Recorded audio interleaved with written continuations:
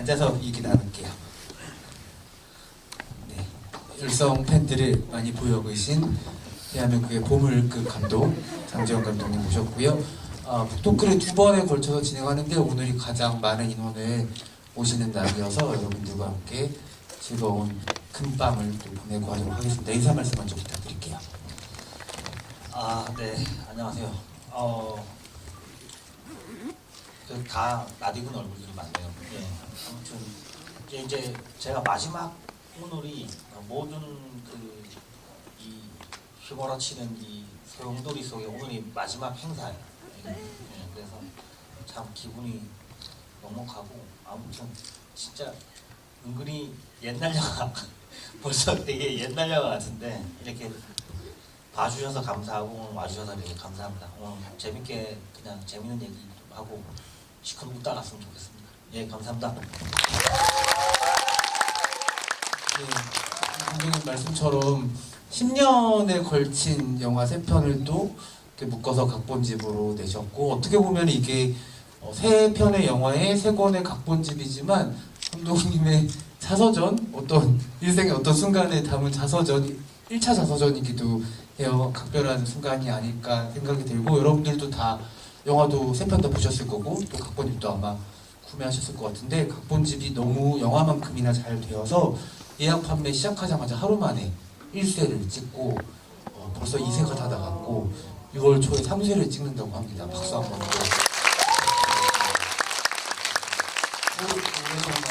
참고로 네. 주변에서 그래요. 야 이거 대보집도 대박 나면 막 어떡하냐 그러는데 대한민국은 감독한테 판권이 없어요. 네, 그래서 되게 오해는 말아줬으면 좋겠습니다. 아니 좋은 일이죠. 네. 그래서 저는 그냥 뭐라고 할까 그냥 저한테 주는 집에 이 3권의 묶음이 이렇게 예쁘게 나와 있는 것 자체가 저한테 이게 선물이기도 해서 이렇게 좀 다 다른 투자 배도사거든요. 그래서 우리 정유선 대표님께서 이렇게 한 적이 없어요. 그러니까 이렇게 한 개의 상품이 나오는데 3군데다 계약서를 쓰고 다 이렇게 다르게 했어요. 그래서 막 좀 많이 행정적으로도 좀 힘들었고 하는데 아무튼 저희 이 책을 그래도 만들어주신 저희 유선사 정유선 대표님께도 박수 한번. 이게 이를테면 한국 영화 시장을 또 장정 감독님이 소생시킨 부분 그 공이 굉장히 크잖아요. 근데 영화 시장 이상으로 출판 시장이 너무 어려운데 또 출판 시장에도 이렇게 힘을 불어 넣어주시는 그런 아주 귀한 존재가 아닌가 생각이 들고 앞으로 또 영화 작업 계속 하실 테니까 하실 때마다 또 출판 시장에도 큰 도움 주셨으면 좋겠다는 생각을 합니다. 네. 그 4번째하고도 각본집 하실 거죠? 근데 영화보다 책이 더 많이 팔리는 그런 불의가 그럴 리가 없습니다, 감독님. 아주 드문 경우이기 때문에 네, 영화는 뭐 1000만이 많지만 책은 1000만 권 팔린 경우가 뭐 성경이나 해리포터밖에 없으니까는 편하게 해주시면 될 것 같아요. 지금 각본집을 또 내신 소감도 같이 말씀해 주신 것 같은데 오늘은 여러분들 사바하를 보시고 영화에 대한 이야기도 궁금하시겠지만은 3편의 영화 그리고 3편의 영화를 탄생시킨 각본집에 대한 이야기 이를테면은 장재현 유니버스를 폭넓게 이야기 나누는 자리니까는 여러 가지 궁금증들 그리고 하고 싶은 말씀들 즐겁게 나눌 수 있는 자리가 되면 좋을 것 같습니다. 최대한 여러분들의 질문도 많이 받을 예정이고요. 감독님도 이제 창작 활동에 또 몰두를 하셔야 되는 시기가 점점 다가오고 있으니까는 공백기 전에 저희가 또 감독님 용환도 실컷 보고 음성도 실컷 저장하고 이러는 시간으로 저희가 사용하도록 해도 되겠습니까? 아유 뭐 그런 건 상관없고 왜냐하면 제가 무슨 영화를 할까 하다가 유독 사바를 GB를 거의 한 번밖에 못했던 기억이 나거든요. 그래서 좀 뭐라고 할까 좀 아쉬운 것도 많지만 그래도 사바를 오늘 트는 게 어떨까 해서 그렇게 사바를 틀었는데 사바뿐만 아니라 다른 작품에 대한 이야기도 그냥 해주시면 뭐 편하게 얘기해도 될 것 같습니다. 근데 왜 사바는 그렇게 주비를 유독 적게 하셨어요?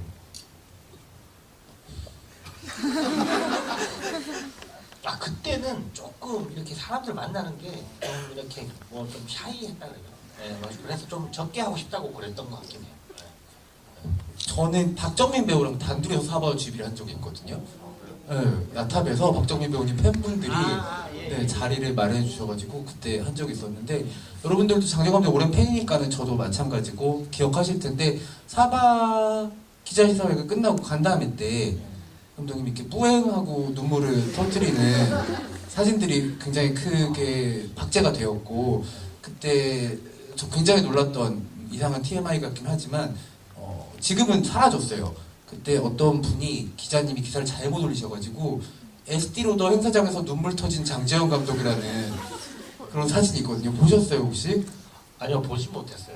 근데 아 참 그때 그러니까 이게 왜냐면 그 제작자 유성환 감독님네가 다 제작자였는데 외윤회 강대. 네 외연의 강의 제작자였는데 막 내가 우니까 야 사람들이 내가 고생시킨 줄 알잖아 막 그러는 거예요. 그래서 그게 아니라 영화를 만들면 언론 배급 날이 최고 겁이 나는 게 기자들 만나는 것보다 더 긴장되는 게 배우들이 영화를 처음 보는 날이에요. 그러니까 배우들이 날 믿고 기다려줬는데 너무 겁나잖아요 사실은 배우들한테 이걸 보여주는 게. 그래서 되게 두근두근한 마음에 주변에서 다 재미없다 그러니까 아무튼 그래서 이렇게 보여줬는데 뭐 정재 선배도 그렇고 뭐 정민 씨도 그렇고 뭐 제인이 성규 선배 전부 다 너무 진심으로 막 영화를 너무 재밌게 봤다고 너무 고맙다고 이게 약간 그냥 하는 말이 아니라 정말 진심에 그게 느껴져서 박정민 배우는 막 울었어요 영화를 보고 막 그래서 한 번 울고 갔어. 그러니까 그러니까 기자들 만나는 때 그래서 이미 좀 이렇게 되게 말랑말랑해진 상태여가지고 약간 기쁨의 눈물이었는데 기자분이 좀 이상하게 찍어가지고 되게 슬프게 우는 것 같아요. 그러네요. 오늘 드디어 비밀이 여러분 밝혀졌습니다. 이미 한 차례 눈물의 여왕이 되셨었고 그 마음 상태로 들어가셔가지고 기쁨의 눈물을 한 번 더 흘리신 걸로 저희가 정리를 하면 될 것 같고 그때 또 이정재 배우님이 실크 행커치프로 눈물을 닦아주는 사진도 있어서 돌아가시면서 여러분들 즐겁게 감상하시면 될 것 같아요. 감독님 영화는 배우들한테 처음 보여줄 때 제일 떨린다고 지금 말씀 주셨는데 시나리오를 다 썼을 때는 언제가 가장 좀 떨리세요? 근데 참 불행하게 제가 MBTI가 ENTJ거든요. 그래서 시나리오를 다 쓰고 그럼 이제 배우들한테 시나리오를 주거나 투자자한테 줘요. 그리고 저는 이제 시나리오와 거리를 두기 위해서 놀아요. 그러니까 막 운동을 하거나 막 살이 찌고 막 그래서 막 하면 우울증이 와요. 왜냐하면 할 게 없는 거야. 그러니까 해도 안 돼. 왜냐하면 거리를 나도 오랜만에 다시 이제 읽어야지 아 이걸 고쳐야 되겠구나라는 느낌이 오니까 안 봐야 되니까 또 너무 이 일이 없어진 거에 대한 우울함이 밀려와서 되게 그때 좀 우울해요. 그래서 그리고 이제 사실 투자사한테 이렇게 보여주거나 막 그러면 이상한 피드백이 오죠. 또 이 장르가 이렇게 좀 그래서 좀 속상할 때도 많고 또 들어는 줘야 되고 듣는 신용이라도 해야 되고 뭐 10개를 얘기하면 한 2개 정도 들을만 하면 나머지 한 8개 정도는 그냥 쌩 까야 되는데 근데 쌩을 까도 좀 좋게 쌩을 까는 게 있잖아요. 아 이거는 내가 아이디어가 좀 더 필요하니까 계속 고민해 보겠다 뭐 이런 계속 넘어가고 그런 좀 지지부진한 시간이 꽤 오래 가요. 사실 그 작가라는 직업과 또 감독이라는 직업 두 개를 필연적으로 같이 가지고 갈 수밖에 없는 직업이고 작가는 사실은 글 쓰는 작업은 거의 혼자서 많이 퇴고를 하고 혼자서 완성시켜서 내가 이만큼 만족했다 하면 끝낼 수가 있는 작업인데 시나리오라는 거는 영화화, 영상화가 되는 글 작업이라서 그런 게 아니잖아요. 어떻게 보면 건축 설계를 하고 나서 나머지 현장에 있는 수많은 사람들이랑 또 이게 가능한 작업인지를 또 검토해야 되는 것들이 있어서 사실 감독님의 일이라는 게 아주 방대하기도 하고 아주 또 깊기도 한 그런 일인데 각본가와 감독을 같이 하는 거 감독님한테 어떤 즐거움과 괴로움이 있는지 좀 궁금해요. 사실 저는 체질이 좀 각본가 체질인 것 같아요. 왜냐면 혼자 일하는 걸 좀 좋아하더라고요. 저도 몰랐는데. 그러니까 다른 사람들이랑 일할 때는 제가 모질지 못해서 막 좀 힘들어해요. 그러니까 스트레스를 좀 많이 받고 그래서 혼자 일하는 게 체질이 좀 맞는 편이에요. 그래서 각본 작업을 할 때는 너무너무 좋은 상상들을 많이 하죠. 이거 나오면 다 씹어 먹어버리고 싶어. 다들 겁나 좋아할 거다. 막 이런 막 머릿속에 막 이런 상상력들과 막 그거와 그런 기쁨과 시나리오가 막혔을 때 뭔가 마음에 안 들 때 이거를 뚫어야 되는 아이디어를 한 끙끙끙거리면서 한 2, 3주 달고 가다가 아이디어가 생기고 또 뚫고 그러다 보면 기쁨과 짜증에 거의 왔다 갔다 하는 그런 희로애락이 좀 있어요. 근데 촬영은 거의 다 노밖에 없죠. 그냥 희로, 화가 계속 나죠. 왜냐하면 기술적으로 안 되는 게 많아. 그리고 했는데 헷갈릴 때도 많고. 예. 그러니까 내가 머릿속에 사람들은 그렇게 얘기를 하거든요.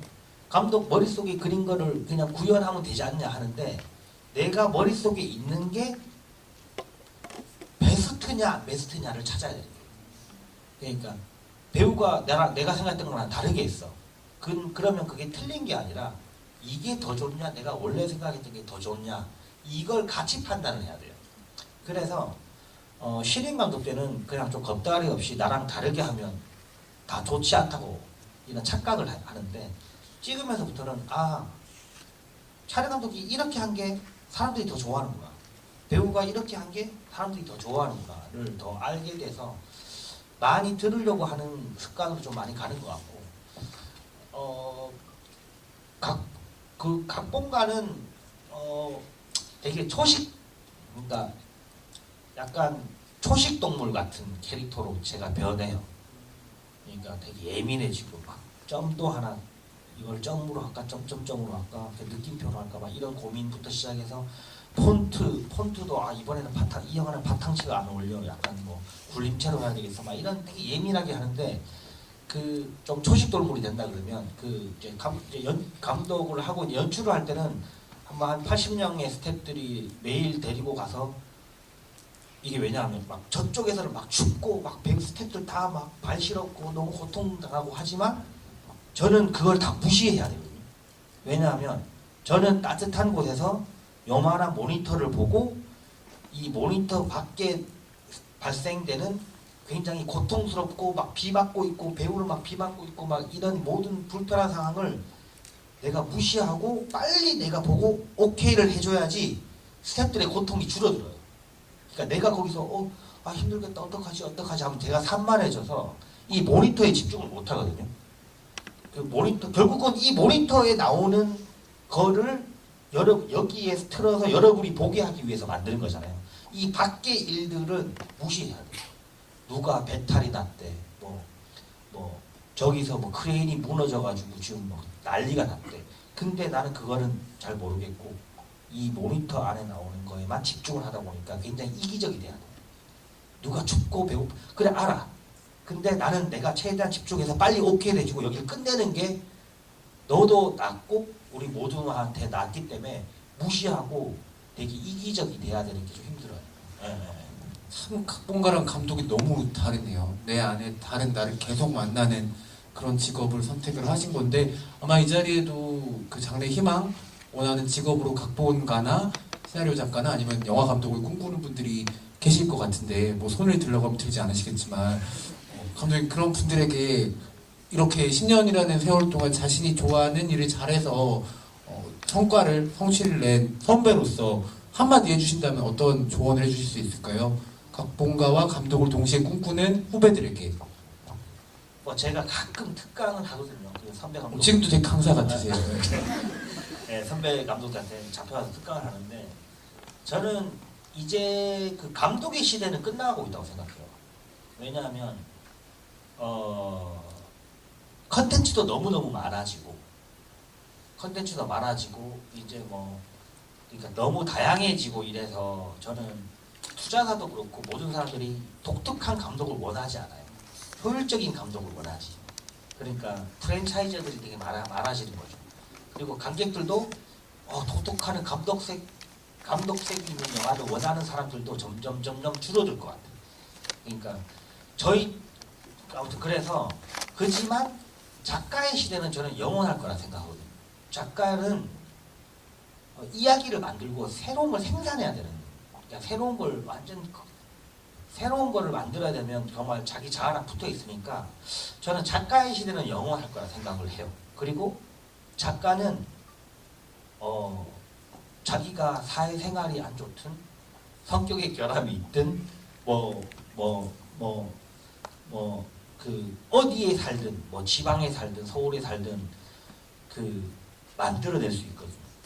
근데 감독은 좀 이렇게 배워야 되는 것도 있고 경험에서 오는 노하우도 생기고 그리고 또 이 육식동물이 돼야 되는 이 자기를 바꿔야 되는 막 이런 것도 있고 이러니까 조금 힘들고 하지만 이제 점점 대우를 못 받아요. 점점 오히려 그냥 옛날 그래서 연출이라 부르죠.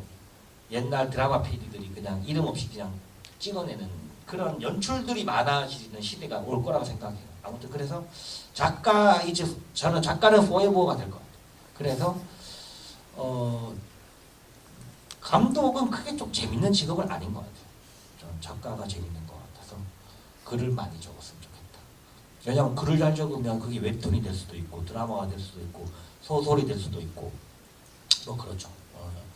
굉장히 현실적인 조언입니다. 하지만 글도 잘 적고 그리고 연출도 잘하는 성공 사례가 이렇게 여러분들 눈앞에 있으니까 감독을 꿈꾸시는 분들 포기하지 마시고 장재현 감독 같은 훌륭한 감독님이 되시면 좋겠습니다. 궁금한 게 말씀 듣다가 생겼는데 감독님이 글을 쓰는 걸 좋아하던 사람이었는지 아니면 이야기를 만드는 걸 좋아하는 사람이었는지 작가나 감독이 되기 전에 직업인 이전에 장재현은 어떤 청년이었는지 좀 궁금해졌거든요. 그렇죠. 구라를 겁나 잘 쳤죠. 구라를 너무 그러니까 이렇게 저는 진짜 그 재능이 있는 것 같아요. 이게 왜냐하면 예를 들면 영화를 보고 그때 사귀던 애인이나 아니면 친구한테 이 영화가 어떻게 되냐면 무슨 이야기를 해. 근데 그 친구가 그 얘기를 듣고 가면 영화가 내가 얘기한 것보다 더 재미가 없어. 그리고 심지어 없었던 장면도 있어. 진짜 저가 약간 그런 걸 되게 좋아하거든요. 그래서 사기꾼 아니에요? 그렇죠. 그래서 그게 좀 도움이 되는 것 같아요. 그래서 저도 지금도 예를 들면 차기작을 머릿속에 굴리고 있으면 친한 친구 만나서 얘기를 해. 얘기를 하다 보면 매일매일 새로운 신이 들어가 있어. 하는 중에 그냥 생기는 거예요.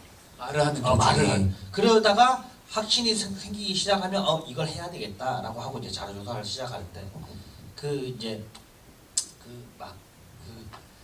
이야기를 이렇게 바꾸고 만들고 찾고 하는 게 좀 저는 좋아하는 체질인 것 같아요. 그게 글은 글 적는 거가 필력이라 그러잖아요. 저도 필력이 없어서 제가 소설책을 한 8권 정도 그냥 필사를 했어. 열심히. 그냥 정말 필사이잖아요. 하루에 한 60페이지 하면 손목이 아픈데 연필로 막 쓰셨어요? 아니요. 그냥 컴퓨터로 타자를 치는 그 문장을 내가 소리내서 읽으면서. 그러니까 예를 들면 그 당시 때 7년의 밤이 유명했어. 그럼 7년의 밤을 내가 필사를 하는 거야. 글. 여기는 참 문장이 담백하구나. 그 다음에 이 작가는 문장이 굉장히 긴데도 그게 좋구나 하면서 연습을 하면 필력은 좀 늘어요. 이게 등단을 꿈꾸는 예비 소설가들이 많이 하는 일을 하셨네요. 그렇죠. 소설을 쓰셨고 그리고 그냥 얘기를 들어보니까 정말 타고난 이야기꾼인 게 얘기를 하면서 거짓말을 보태는 이유가 상대 리액션을 보면서 맞아요. 나중에 영화를 볼 관객들의 반응을 점치는 행위라고도 할 수가 있잖아요. 네, 맞아요. 어떻게 더 재밌게 반응을 하나 그런 것들을 직접 보는 작업을 즐기시는 거니까는 굉장히 여러 가지 감독님만의 스킬들로 여기까지 오신 것 같다는 생각이 드네요. 그래서 제가 되게 반은 웃자고 하는 말인데 잘생긴 사람들이 글을 잘 못 적어요. 왜냐하면 신빙성이 있는 얘기인가요? 진짜 이게 왜냐하면 잘생긴 사람들은 옛날부터 뭘 노력할 필요 없었어. 근데 대부분 우리가 약간 좀 이상해가지고 여쭤보는 건데 글을 쓴다고 하니까 글을 적는다고 하니까 우리 할아버지 같기도 하고. 아니 보면 주변에 그래요. 잘생긴 사람들이 말 잘하는 사람이 별로 없거든요. 근데 저같이 생긴 사람들은 노력해야 돼요. 근데 엄청 귀엽게 생기셨어요. 아니 근데 그냥 저같이 이렇게 잘생기지 않은 사람들은 막 노력하고 뿜뿜해야 되기 때문에, 이렇게 매력을 막 뿜뿜해야 되기 때문에 성공할 수 있기 때문에 막 연애를 하려고 그러면 막 아무튼 그래서 보면 잘생긴 사람들은 말도 잘 못하고 글도 잘 못 적는 것 같더라고. 만약에 그런 사람 만나시면 어떡해요? 그 사람 참 반칙이죠. 그럼.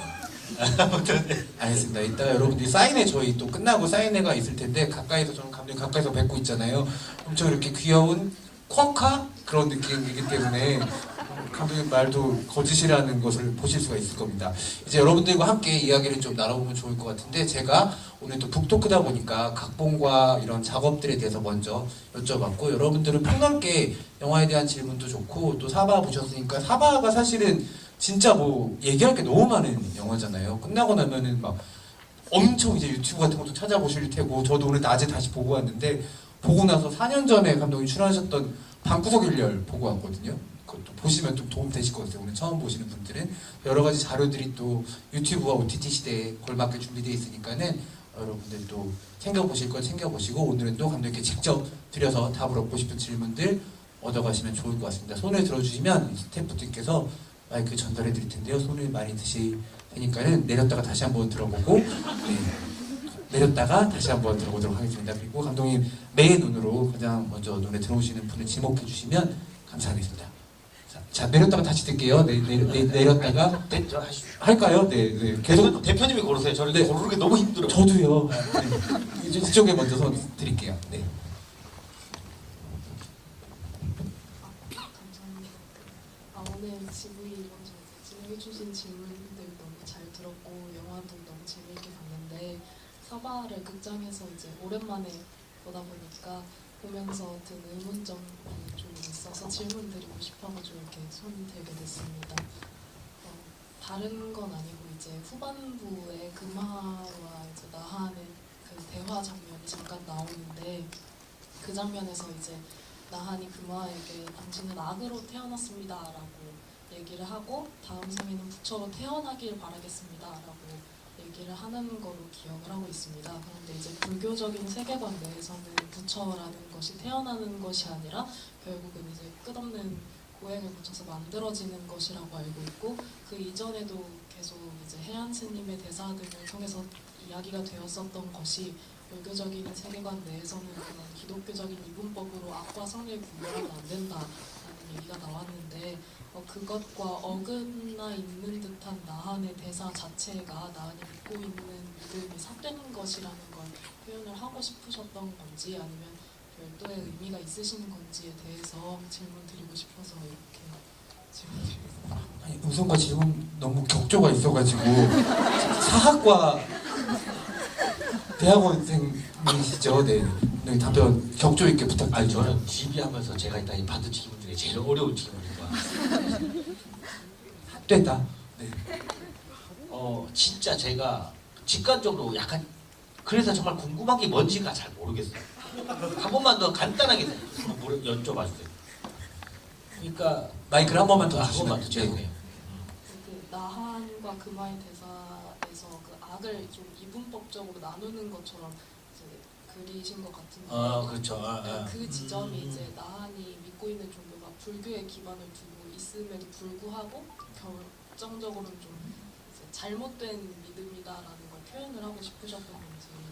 그렇죠. 그러니까 불교 자체의 교리가 그 약간 성곽을 이렇게 이분법적으로 나누는 게 아닌데 나는 대사를 당신은 악으로 태어났습니다라고 하니까 그런 거 그 나한이 좀 틀리게 얘기한 게 아니냐. 예, 근데 그거가 틀리게 얘기했기보다는 어떤 의도가 있냐. 약간 이 얘기인 거죠. 그러니까 제가 그것까지는 생각을 해보지 못했는데 제가 생각을 지금 해보니까 예. 그게 그러니까 그런 것 같아요. 예를 들면 그 늑대가 있어. 늑대는 사슴을 잡아 먹어야 돼. 근데 사슴 입장에서는 늑대가 악인 거지. 악이야. 근데 악인 거죠. 근데 우리가 생태계로 보면 그건 당연한 거잖아요. 그러니까 나한 저는 그런 것 같아요. 그러니까 나한도 악이라고 표현했지만 당신은 이 세상에서 내가 모시는 사람을 해야 할 사람이니까 나한 입장에서는 악이라고 표현할 수도 있을 것 같거든요.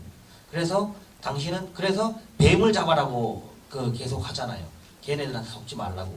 왜냐하면 우리는 곧 우리 모신 아버지가 결국 누군가한테서 해를 죽임을 당할 테니까 그래서 나한 입장에서는 충분히 악으로 볼 수 있지 않나 그런 생각 그랬지 않을까 싶습니다. 예. 방금 하신 생각 치고 굉장히 깊이가 있고 훌륭한 답변이라고 생각이 들고 사바가 그래서 되게 어렵게 느껴져요. 왜냐하면 정확한 답이 없는 영화거든요. 그걸 첫 번째는 제가 영화를 잘 못 만들어요. 아니에요. 왜냐면 이게 진짜 파묘 같은 경우에 여러분들 다 보셔서 아시겠지만 히어로물의 쾌감이 있잖아요. 그리고 거물사제들은 장르물의 쾌감이 있는데 사바는 굉장히 많은 레이어로 이루어진 영화여서 내 기분 상태에 따라서 보는 영화가 좀 다르게 느껴져요. 이입을 할 수 있는 대상도 달라지고 그래서 이 영화는 2시간이라는 러닝타임인데 보고 나면 영화가 뭐 지루하다 이런 얘기가 아니라 4시간짜리 대작을 본 것 같은 느낌이 좀 있어요. 그래서 여러분들 시간이 되시면 한 번 더 천천히 사바는 각본집 보시면서 보시면은 더 좋을 것 같은데 제가 오늘 그 경험을 해봤는데 되게 좋더라고요. 각본집 보면서 좀 멈춰서 영화를 넷플릭스 있으니까는 그렇게 볼 수가 있어서 되게 좋았는데 또 마지막에는 박정민 배우가 각본집에는 없는 대사를 또 하는 장면이 있더라고요. 그 장면도 한번 얘기를 해주시죠. 예, 박정민 배우가 너가 매일 밤 그 아이들 울음소리를 들은 적이 있어 뭐 이런 대사들이나 뭐 그런 대사들은 그 박정민 배우가 그냥 그 감정에 올라서 원래 그 장면을 한번 찍었었거든요. 그냥 세트에서 찍었는데 느낌이 안 오는 거야. 그래서 저희가 실제로 차에서 차를 그 오르막이 끌고 올라가면서 실제로 다시 찍었어요. 근데 그때 이제 박정민 배우가 감정이 좀 올라와서 대사를 정말 막 자기 감정에 북받쳐서 하더라고. 그래서 너무 저는 너무 존경을 하게 됐어요. 박정민 배우. 진짜 너무 그 대사들이 되게 어떻게 보면 되게 소설책에 나올 법한 대사잖아. 글로 쓰면 매일 밤 우는 아이들의 소리를 네가 들어본 적이 있어 이런 게 참 뭐라 그러나 그런데 이거가 감정에 겪어서 또 약간 그런 맛이 이 사바의 맛이거든. 약간 뭐 나는 너에게 죽을 수 있지 여기서 죽을 수 있지 않다 뭐 이런 말 대사들이 그래서 그거를 참 잘 살려서 잘 하고 그래서 참 저도 놀랐습니다. 아무튼 네, 또 다른 관객 질문도 받아볼게요. 노란색 옷 입으신 분 먼저 드리겠습니다. 안녕하세요. 제가 진짜 겁쟁인데 일단 이런 장르를 5번 이상 보게 만들어주신 감독님께 너무 감사하고요. 죄송합니다. 너무 좋아요. 저는 서로 감사할 일이죠, 뭐. 제가 드리고 싶은 질문이 2개인데 지금 사바를 보면서 항상 생각을 하는 게 어쨌든 정나은이랑과 그런 나머지 3분이 이제 아이들을 죽이면서 좀 죄를 많이 쌓는다고 저는 생각을 하거든요. 근데 마지막에 보면 알듯이 어쨌든 첫 번째 살인은 그들이 잘못 지었을지언정 그 다음 살인은 어떻게 보면 속으면서 일으킨 거라고 생각을 하는데 그들이 그렇게 쌓인 업보가 나중에 구원받을 수 있다고 생각을 하시는지랑 다른 거 하나는 파묘에서 봉길이가 온이한테 어쨌든 빙의같이 당해가지고 막 말을 계속 하잖아요. 그러면서 사내에서 일어나는 일들을 봉길이의 눈으로 본다고 생각을 하는데 그거를 봉길이가 기억을 하는지가 너무 궁금하더라고요. 나중에 너무 아무렇지도 않게 막 대하고 피자 먹고 막 이렇게 얘기를 하니까 그래서 그게 궁금했습니다. 질문 먼저 하면 기억을 못할 거라 생각했어요. 네, 근데 실제로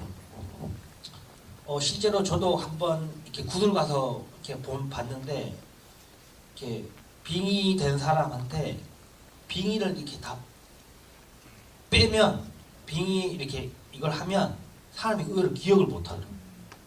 그래서 어느 부분만 기억하고 어느 부분만 기억하고 어느 부분은 거의 기억을 잘 못하더라고. 무속인들도 자기가 어떤 사람이 되게 고통받아서 막 구술하고 막 하는데 이 사람의 할아버지 귀신이 들어온 거야. 그래서 이 할아버지 귀신은 자기가 받아서 막 얘기하는데, 야, 내가 나 이제 떠난다. 떠나니까 대신에 네 좋아하는 풍선도 많이 줄게. 그러면서 떠나는 거야. 그래서 내가 그러면서 이제 천도를 하고 제가 무당쌤한테 그 풍선이 뭐예요? 하니까 자기가 기억 안 난대. 자기가 기억 안 난다 그러더라고. 근데 그 풍선이 알고 보니까 이 사람이 BJ였던 거야. 근데 자기가 BJ라고 이 사람한테 얘기한 적도 없어. BJ였던 거지. 그러니까 별풍선 준다 많이 보내준다는 얘기였던 거야. 진짜 현대적으로 무섭다 이거. 그렇죠. 희한해요. 근데 이제 자기 기억 못하네. 아무튼 그런 되게 재미있는 에피소드가 많아요.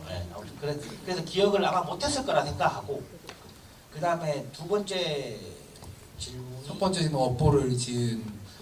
그게 참 저는 그 얘기 그 질문이 참 좋은데, 제가 여기서 대사 그래요. 군인에게 살생은 애국이라고 표현하거든요. 저는 제가 옛날에 되게 읽었었던 책 중에 참호해서 몇 년 뭐 이런 책이 있거든요. 그래서 막 군인들이 1차 세계대전 때 막 썼던 사람들의 일기들 막 이런 것들을 막 모아놓은 그런 책인데, 저는 전쟁이 나잖아요. 전쟁이 나서 내가 군인복을 입고 전쟁 나서 사람을 죽이면 나는 이 사람이 살인자일까? 살인자일까? 저는 이 사람들은 피해자라 생각해요. 전쟁터에서 나가서 사람을 죽이는 사람들은 이쪽 팀이나 이쪽 팀이나 다 피해자라고 생각하고, 악마가 있다면 전쟁을 일으킨 누군가 꼭대기에서 전쟁을 합시다라고 하는 사람이 저는 악마라고 생각해요. 악마가 존재한다면. 아주 현대적인 악마는 그럴 거라 생각해요. 그래서 저는 만약에 그 전쟁터에 나가서 사람을 죽였다고 구원이 없다고 하면 저는 그 신을 믿지 않겠습니다. 저는 그런 신념을 가지고 있어요. 네. 갑자기 장지영 감독이 전쟁 영화 너무 보고 싶지 않아요? 정말 한 번도 못 봤던 전쟁물이 나올 것 같아서. 근데 또 나중에 여력이 되신다면 전쟁물 한번 해주실 의향은 없으실까요? 끔찍합니다, 생각만. 끔찍하게 느끼시니까 더 재밌을 것 같아요, 저희는. 아무튼 근데 그래서 저는 그 책에 보면 군인들이 보통 전쟁터에서 죽을 때 마지막 하는 말이 보통 크게 세 가지래요. 배고파, 엄마, 추워. 보통 이 세 가지를 마지막에 한마디 하고 죽는다. 사바에서 나한이가 많이 하는. 그렇죠. 네, 저는 나한이의 아이덴티티는 옛날부터 그냥 군인이었어. 그래서 보면 나한 주변에 군인들이 많이 다녀. 제가 그런 얘를 그냥 군인의 아이덴티티로 만들고 싶었어요. 네. 약간 지금 큰 그림 같기도 한데 박정민 배우랑 전쟁 장면으로 하실 것 같다는 생각이 또 드네요. 근데 그래서 초반에 막 그 박정민 피팅 이제 의상 피팅할 때 원래 밀리터리 잠바를 입히려고 했는데 너무 노골적이어서 바지만 좀 약간 애매한 밀리터리 바지 입히고 뭐 좀 그랬었어요. 다 그림이 계획이 있으시네요. 여러분 기다리시면 될 것 같다는 생각이 들고요. 또 다른 관객분 여기 그 뒤쪽에 마스크 쓰신 관객분한테 손 한 번만 들어주시겠어요? 네, 맞으세요. 네. 저희가 시간 관계상 질문을 한 개씩만 해주시면 감사하겠습니다. 좀 빠르게 하겠습니다. 그 내충대파가 내한 오셨을 때 그 웅재는 경랑 패딩에 버버리 코트, 혜연 스님은 비니에 굉장히 따뜻하게 입고 있는데 내충대파는 민소매만 원력 감독님의 세계관에서는 원력이 세지면 추위를 결정합니다.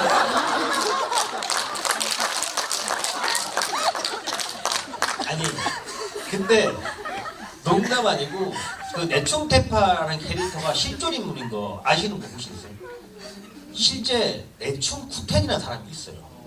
실제 티베트 불교의 한 넘버 3 정도 되는 예언가예요. 심지어 유튜브를 치면 유튜브에 내충구텐이라고 치면 실제 달라이라마한테 예언을 해줘요. 그 장면이 있어요. 제가 봤을 때는 우리나라 시각으로 봤을 때는 무당이야. 그 내충구텐이라는 사람이 실제 1년에 가끔 저기 월곡에 있는 저 이름 뭐냐? 저기 우리 실제 찍은 데가 저기가 밀교 동덕여대 앞에 밀교 진각종 진각산가 뭐랄 거야. 아무튼 거기에 실제 와요. 근데 사진을 찾아보면 정말 한겨울에 저렇게 입고 있어요. 정말로. 그리고 진성규 선보의 비니는 제가 극한 직업 때문에 양보했어요. 왜냐면 극한 직업을 병행을 해야 되는데 주인공들 위주로 찍으니까 스케줄이 찍었다가 한 달 있다 찍고 이러는데 머리를 길러야 되는 거야. 그래서 제가 또 한편의 천만 영화를 1600만 영화를 위해서 근데 오랜만에 진성규 선배가 자기가 되게 주인공이고 해서 그래서 그러면 비니 씁시다. 그러니까 초반에 등장할 때만 좀 이렇게 하고 비니 씁시다 해서 뒤쪽에 찍은 것들은 비니를 쓰고 찍을 수밖에 없어서 땡큐였죠, 배우 입장에서. 네. 아무튼 그리고 실제 그렇게 다녀요. 제가 뭐 그렇진 않습니다. 여러분들 잘 알다시피 장재현 감독님의 장점 중에 하나는 정말 충실한 조사를 기반으로 한 리얼리티이기 때문에 충분히 답변이 되셨을 거라는 생각이 들고요. 저희가 여러분 시간이 그렇게 대관 시간이 많지 않은데 이따가 여러분들이 사인 받으실 때 조금 타이트하게 받아주시면 GB 시간을 조금 더 쓸 수 있을 것 같거든요. 동의하시면은 그렇게 할까요? GB를 조금 더 할까요? 네, 그러면 이따 사인 받을 때 좀 타이트하게 해주시면은 약속 지켜주셔야 됩니다. 네, 막 갑자기 막 이렇게 사진 찍고 막 저렇게 사진 찍고 이러시면 안 돼요. 감독이 막 보라트 시키고 이러면 안 되고 빠르게 해주시면 저희가 주변에 조금 더 시간 쓰도록 하겠습니다. 또 다른 관객분 뒤로 가셨으니까 뒤에 한번 가볼까요? 제일 뒤쪽에서 손 번쩍 드신 분데 어떻게 그 자리에 앉으셨어요? 검은 옷을 입고 혼자 그 자리에 앉아 계시니까는 안녕하세요. 감사합니다. 마지막에 박정민 배우가 그것을 찾으러 가죠. 그것을 갔더니 왜 이제 왔느냐라는 장면에서 감독님께 드리고 싶은 말은 감독님에게 있어서 신의 의미와 깨달음의 의미에 대해서 궁금합니다. 감독님에게 있어서 신의 의미와 깨달음의 의미가 무엇인지를 영상이 밑에서 질문해 주셨습니다. 참 이게 복잡한데 저도 이 불만이 많은 사람이고 하나님한테도 불만이 많고 집사님이시잖아요. 네, 저는 진짜 불만이 많아요. 불만이 많고 저는 진짜 저기 시열에 계시는 분의 발밑에도 저는 하나님이 있다고 생각합니다. C열 여러분들 발밑 한번 다 같이 볼까요? 저는 정말로 근데 참 이게 어려운 게 가끔씩은 신이 완벽하지 않을 수 있다를 신이 완벽하지 않을 수 있다 하면 되게 궁극적이 다 해결돼. 세상에 역 같은 게 이게 다 해결이 되는데 신이 또 안 완벽하지 않으면 또 신이 아니잖아. 그러니까 신이 완벽하다고 하면 그러면 신은 무관심해야 돼. 무관심한데 난 그럼 그 신을 너무 좋아하지 않고 싶어. 그래서 저에게 있어서는 이 역 같은 고민들, 이 고민들을 하고 저는 죽을 때까지 답을 못 찾을 거라 생각하고 인간 중에 그 답을 찾는 사람은 저는 없을 거라 생각해요. 그렇기 때문에 박 목사는 끝까지 그것을 보지 못해요. 왜? 우리 인간이거든요. 우리는 절대 만날 수 없어요. 절대 만날 수 없다고 생각하고 근데 어디선가 소식은 들어. 야 누가 뭐 어떻게 됐다더라. 뭐 손에 기도했는데 손에 금가루가 생겼다더라. 그러니까 그게 우리 박 목사의 한계. 예, 그게 인간일 거라 생각합니다. 예. 그래서 매일매일 힘듭니다. 깨달음의 의미는 뭘까요, 감독님에게? 그거를 모를 수밖에 그러니까 그럴 수밖에 없다는 걸 깨닫는 것 같아요. 그냥 우리 미약한 것 같아요. 왜냐하면 뭐 좀 종교적인 얘기지만 하나님의 분신으로 오신 예수님도 자기 이거 하기 싫다 그랬어요. 그러니까 이 잔을 나에게서 물려달라고 하거든요. 두려워서 고통받아 너무 겁나서 저는 그게 너무 좋아. 그러니까 나는 그게 그리고 천주교 일대 교황님이신 베드로도 졸고 있잖아. 처자고 있어 저기서. 근데 처자는 것까지는 예, 여기 자고 있어서 왜 너 깨워서 좀 기도 좀 할 수 없냐 그리고 예수님을 배반하고 나는 이 스토리에 나오는 캐릭터들이 너무 우리 인간을 보여주는 것 같아요. 그래서 나는 어디서 그래서 종교적으로 목사님도 그렇고 누가 호언장담하면 그게 너무 미워요. 나는 그래서 우리는 구도를 하는 건 좋다고 생각해요. 구도를 할 수밖에 없는 종족인 것 같고 그 한계를 아는 게 저는 깨달음이지 않을까 싶어요. 하지만 포기하지 않고 계속 구도를 한다. 그게 불교든 기독교든 뭐 그거는 뭐 예. 그렇다면 세간에 널려 있는 장기현은 오컬트의 신이다라는 말에 대한 본인의 생각은 어떠십니까?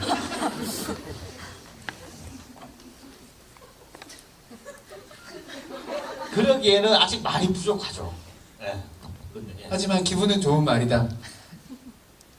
뭐 신보다는 장이 더 낫습니다. 알겠습니다. 신은 좀 민망하고. 알겠습니다. 예. 오컬트 장인이다. 예, 그 정도로. 예.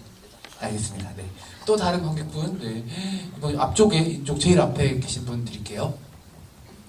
네, 안녕하세요. 질문 기회 주셔서 감사합니다. 저 진짜 가벼운 것 딱 2개만 드리겠습니다. 진짜 가벼워서 2개 해야 돼요. 네, 진짜 가볍습니다. 네. 처음은 일단 사바에서 이정재 배우가 초반에 그 어떤 기사 제목을 이제 말해주는 씬에서 검은 수녀들을 얘기를 하잖아요. 그게 공교롭게 영화로 제작이 되는데 그 제작에 감독님께서 혹시 조금이라도 관여를 하시는지 궁금하고요. 그다음에 2번째는 그 기사를 통해서 이제 차기작에 대해서 러시아 정교회를 배경으로 한 한국형 뱀파이어를 이제 소재로 한 영화를 구상하고 계시다고 제가 접했는데 요거 말고 혹시 여기서 조금 더 오픈해 주실 수 있는 정보가 있으신지 네, 여쭤보고 싶습니다. 그 검은 수녀들 그게 저는 개인적으로 막 앞에 찍었던 영화에 관련된 게 나오고 뭐 누가 카메오로 나오고 이런 거 정말 소름 끼치기 싫어하거든요. 저는 그래서 했던 배우랑 그 단역조차 저는 했던 분이랑 안 해요. 나는 그게 너무 싫어요. 그러니까 여기서 저 사람 신부로 나왔는데 오늘 여기서 또 스님으로 나오고 나는 이걸 도저히 못 받아들여요. 그래서 앞에 나왔던 그 영화 근데 그게 정재 선배 애드립이야. 원래는 뭐 무슨 그러니까 암 고치는 뭐 수녀들 뭐 그런 대사였는데 선배님이 몇 개를 해보셨어. 근데 이제 편집기사님도 그렇고 제작사에서도 그렇고 검은 수녀들 괜찮은데 뭐 그래서 좀 꽈짝지근한데 저는 좀 이렇게 해서 좀 골라낸 컷이에요. 원래는 대사 그게 검은 수녀 맞나? 네, 아무튼 저는 그랬던 것 같고 검은 수녀들은 저랑 아무 상관이 없는 작품입니다. 네, 왜냐하면 판권이 그쪽으로 어차피 제작사한테 가 있고 저는 시나리오도 사실 뭐 못 받고 그래도 만든다는 얘기 듣고 잘 만들어 달라고 그냥 통화 정도 한 것 뿐이고 아무 관련이 없습니다. 예, 없고 차기작은 죄송한데 아직 뭐가 될지 모르겠어요. 제가 그 기자한테 그 기자가 영국 기자인데 되게 오랜만에 만나서 이렇게 얘기하다가 공식 인터뷰 끝내고 같이 커피 마시면서 이 자식 그냥 개인적으로 물어본 것 같은 그래서 얘기 그냥 이런 거 어떨까 막 이렇게 막 얘기했었는데 곤란 기사를 써버려가지고 아직은 뭘 만들지 잘 모르겠어요. 예. 아까 여러분들 초반에 들으셨잖아요. 이렇게 계속 뭔가 거짓말로 이렇게 상대를 또 하는 거니까 거짓말이라고 생각하셔도 여러분 더 새로운 거를 여러분 머릿속에서 상상하셔도 될 것 같다는 생각이 듭니다. 이번 이쪽에서 질문 받아볼게요. 손 들어주세요. 네, 저 뒤쪽에 손 번쩍 드신 분? 네. 네, 안녕하세요 감독님. 새 작품 너무 잘 봤습니다. 제가 파묘에 대해서 질문을 하고 싶은데요. 제가 파묘를 보면서 가장 임팩트가 있었던 단어가 있는데요. 제 누린내라는 단어가 저한테 정말 감명 깊었습니다. 제가 처음에 파묘를 봤을 때 눈과 귀가 즐거운 경험을 했었는데요. 제가 그 다음에 한 번 더 볼 때는 좀 후각으로 즐기고 싶어서 4D를 봤습니다. 혹시 4D로 파묘 보셨었나요? 못 봤어요. 저 진짜 보고 싶었는데 4D를 보는데 냄새가 나는 거예요. 죄송합니다. 네, 4D로 보신 분들은 아시겠지만 비에 젖은 흙 냄새가 납니다. 영화관에서. 이게 저만 느낀 건지 잘 모르겠는데 약간 축축한 쇠 냄새, 비에 젖은 흙 냄새 이런 냄새가 납니다. 근데 이제 영화를 보면서 누린내라는 게 어떤 냄새인지 제가 궁금해져서 감독님께서 생각하신 누린내라는 게 어떤 냄새인지 알려주시면 제가 마지막 그 누린내라는 감각을 알고 파묘를 완성시킬 수 있을 것 같습니다. 그 누린내는 저는 진짜 시골에 살았어서 그 누린내를 되게 잘 알고 있어요. 개 털을 태우는 냄새. 개 털을 뽑아서 태우면 그 나는 내가 정말 누린내거든요.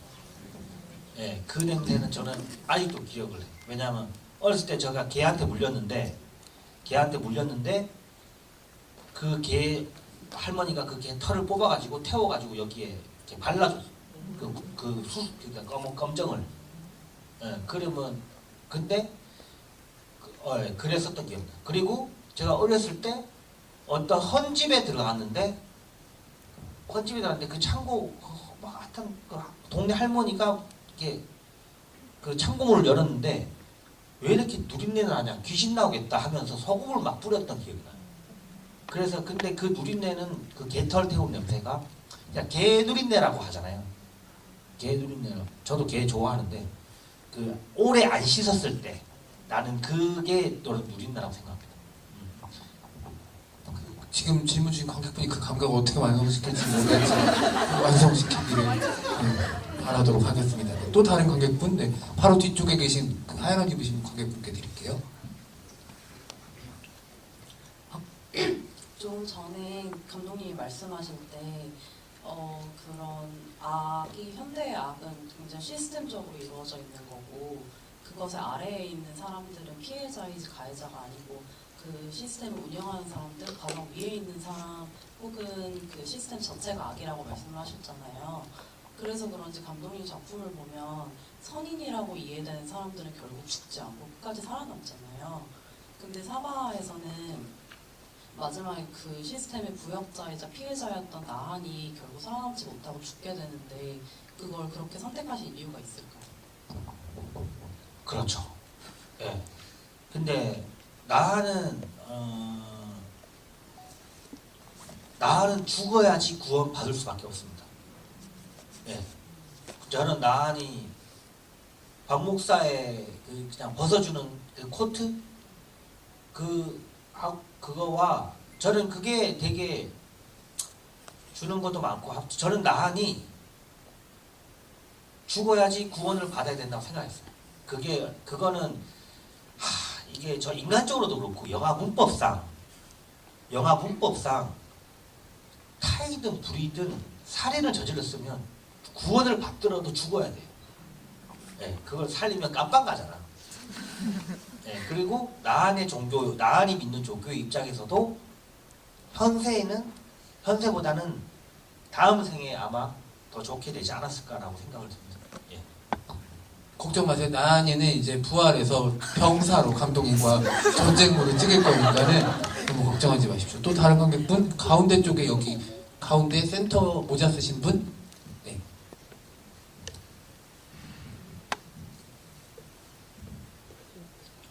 네, 질문 기회 주셔서 감사합니다. 감독님 영화 잘 봤고요. 시나리오 3개 중에서 저는 감독의 말 부분을 좀 읽었는데 파묘 시나리오에서 감독의 말에서 그 파묘를 해야 됐던 이유에 대해서 집단 어떤 트라우마나 우리 민족이 겪었던 그런 그 트라우마에 대해서 이제 극복하기 위해서 2번을 파묘를 해야 됐다 이렇게 하고 말씀하고 계셔서 제가 요 사바를 보면서 그 관점에서 한번 봤어요. 그러니까 좀 새로운 관점이 보여서 요 사바에서 이제 어떻게 보면은 그 파묘에서처럼 어떤 이데올로기, 가부장제나 이런 걸 통해서 성별 감별이 되고 낙태됐던 여아들 한 20-30년 전에 그런 것들이 있었는데 어떤 그런 것들에 대한 어떤 그 집단 트라우마, 대한민국에서 여성으로 태어나서 가졌던 집단 트라우마들 그런 거에 대해서 조금 생각하셨나 하는 생각이 그 감독의 말을 토대로 들었을 때는 이제 그런 생각이 들었거든요. 그래서 혹시 파묘에서처럼 사바에서도 혹시 이런 집단 트라우마나 정체성에 대해서 혹시 염두에 두고 좀 시나리오 작업을 하신 건가 그게 궁금합니다. 저도 그 칼럼 이렇게 사바 관련된 칼럼 중에 이렇게 유아 그 낙태 관련된 그걸 봤는데 저는 그거 보고 되게 감동받았어요. 근데 저는 그런 걸 절대 생각하지도 못했어요. 생각할 깜도 안 되고 생각하지도 못했고 그리고 저는 그런 식으로 하는 그 칼럼이 너무 좋더라고요. 그냥 자기가 그거는 만들어내는 거라 생각합니다. 그래서 저도 보고 너무 소름 끼치도록 좋았었던 것 같아요. 그래서 제가 뭐 그걸 의도하고 만들진 않았습니다. 그냥 저는 이거는 그냥 그냥 방관하는 그냥 신에 대한 그런 그거라기보다는 그냥 재밌는 거 만들려고 했었던 것 같아요. 이게 여러분들도 같은 생각이실 것 같은데 장정현 감독의 작품들이 내가 나의 관점으로 소화시켜서 뭘 쓰기에 되게 좋아요.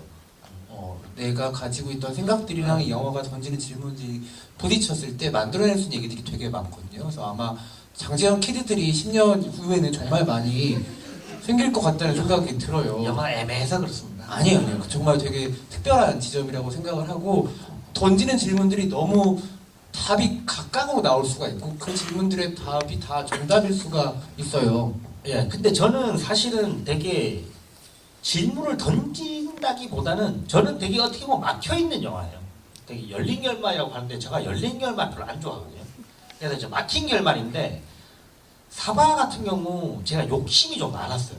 저 때는 되게 막 그냥 넘어가는 신도 없이 막 진짜 빡빡하게 막 그 대사 한 줄도 막 다 녹이고 싶고 왜냐면 불교 관련된 공부한 게 너무 재밌는 게 많아서 다 때려박고 싶었어 막. 그런데 욕심이 너무 과했어요. 그래서 진짜 그걸 다 때려 넣다 보니까 막 거기서 파생되어 오는 해결되지 못한 어떠한 상징들과 그런 요소들 때문에 좀 이렇게 그런 걸 좋아하시는 분들은 좋아해 주시는 것 같아요. 예, 대중들은 좋아할 수밖에 없는 영화입니다. 사바는. 네, 또 다른 관객분? 네, 이쪽에 그 어디 계시죠? 이쪽에 안 계시니까 알고 계시네. 여기 까만 옷 입으신 분? 네.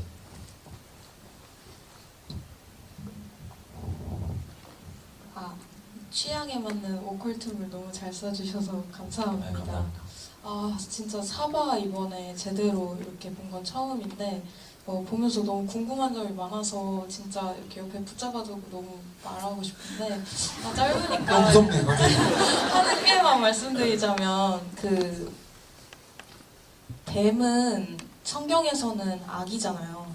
근데 여기서는 저희가 부처라고 보이는 그 존재한테 뱀이 좀 지켜주듯이 그렇죠. 그렇게 하고 있는데 그게 그 존재를 악으로 보이기 위해서 넣으신 건지 그리고 얼굴에 핏줄도 있는 게 너무 악같이 보이게 만들어서 사람들을 좀 현혹시키려는 그런 느낌으로 보여서 어떤 의도였는지가 너무 궁금합니다. 예, 그 뱀은 참 이 영화를 관통하는 되게 기독교적으로 보면 좋지 않은 거고 이 불교적으로 보면 되게 영물인 되게 재밌는 캐릭터라고 생각해요. 이 뱀이라는 것 자체가. 그리고 염소도 되게 서양에서는 되게 악이라고 생각하지만 또 제사 지낼 때는 가장 좋은 희생으로 많이 쓰는 그런 요소들이 있고 그래서 뱀 자체가에서 오는 그 재미를 뒤집어주고 싶긴 했었어요. 뱀 자체도. 근데 그래서 뱀을 그렇게 좀 사실 쓴 거죠. 그 뱀이 불교에서는 이제 무찬드라라고 무찬드라 맞나? 아무튼 무찬드라라고 그 부처가 비 올 때 이렇게 비를 가려주는 코브라가 있어요. 그 뱀은 그래서 인도에서는 뱀을 그래도 좀 영물로 하는데 기독교에서 좀 안 좋게 보죠. 예, 아무튼 그거를 좀 이용하고 싶었었던 메커피로 좀 이용하고 싶었었던 것 같고 그 다음에 금화의 이 핏줄은 후반 작업 때 조금 더 다크하게 하고 싶어서 추가했어요. 예, 그러니까 좀 그냥 사실 되게 별의별 아이디어가 많았거든요. 그냥 조금 지금도 솔직히 조금 후회되는 부분도 있어요. 왜냐하면 더 무섭게 할 걸. 근데 저는 얘가 나오는 순간 무섭게 나오면 조금 저는 관객들을 너무 속인다고 생각했거든요. 왜냐하면 이미 저기 빌런이 드러났는데 빌런이 나왔는데 얘를 무섭게 해봤자 이상한 그러니까 이렇게 효과적이지 않을 거라 생각했어요. 근데 요즘 들어 느끼는 게 관객들은 그 헷갈림이 재미만 있다면 다 용서해 주는 것 같거든. 그래서 조금 더 무섭게 할 걸이라고 좀 후회가 좀 되긴 해요. 저도 다 혹시 뭐 다시 만들 기회가 된다면 꽤 무섭게 할 것 같긴 해요. 진짜 무섭게 할 것 같긴 합니다. 네, 그렇다고 합니다. 네, 여러분 저희가 그 여기 참석해주신 관객분들 중 한 분이 귀한 선물을 주셔서 잠깐 이벤트 시간에 갖도록 하겠습니다. 이벤트니까 또 제가 음악을 한번 틀어볼게요.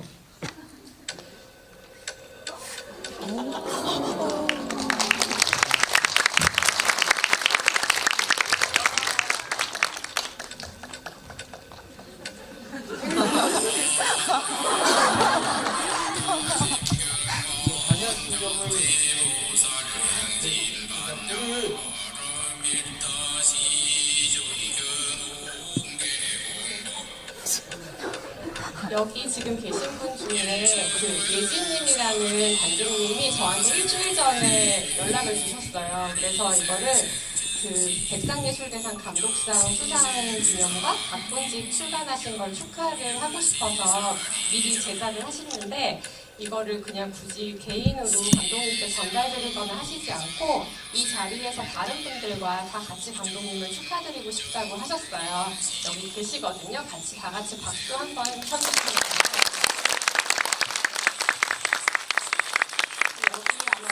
분들 제 생각에 그냥 다 같은 마음일 것 같은데 저도 이거를 책을 파묘 개봉 훨씬 전에 하기로 했거든요.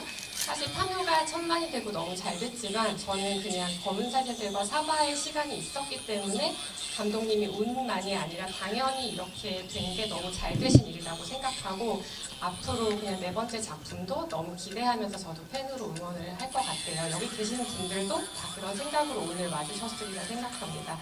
박본집에 이거 진짜 제가 갑자기 한번 그 박본집을 저희가 진짜 급하게 너무 많이 팔려서 1세, 2세를 저희가 3,000 세트를 다 6,000 세트를 한 번에 만드느라고 가끔 이게 다 수작업이니까 뭐 낫건에 약간 책 등에 약간 이렇게 손상이 있다거나 하는 걸 제가 이제 일스24 오늘 리뷰에서 좀 봤거든요. 약간 그런 걸 받으신 분이 계셔서 혹시 오늘 나가실 때 사인회 때 제가 계속 옆에 있을 테니까 그런 낫건이나 박스 조금 하자 있는 거를 바꾸고 싶으시면 제가 여유 있는 거에서 제가 바꿔드릴 테니까 저한테 다 그 연락처나 남겨주시고 가시고 그 박본집에 구매하신 구매평 하나씩 잘 남겨주시면 저희에게 큰 힘이 될 것 같습니다.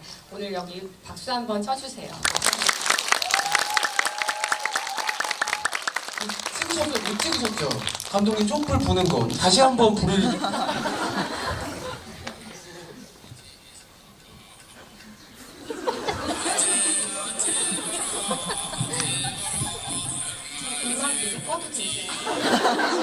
같이 영상에 좀 담기라고. 네.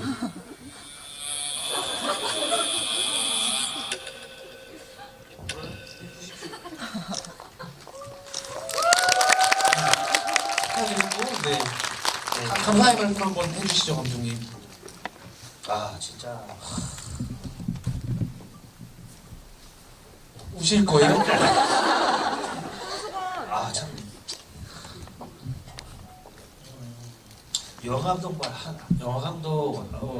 할 만한 것 같습니다.